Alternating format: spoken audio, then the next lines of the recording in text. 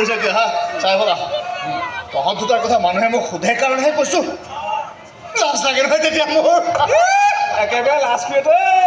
তই যে গাঁৱতে জানমণি যে সোণমণিজনী হাইস্কুলতে বন্দোবস্ত কৰি লৈছ এইটো কি লাজ কথা নহয় হা মই তাইক ভাল নাপাওঁ নহয় তাইহে মোৰ পিছত চুইংগামৰ দৰে আঠা লাগি ফুৰে এতিয়া চুইংগাম হ'লে তাই লগ পালে মই কৈ দে মাৰিব খুজিছা হা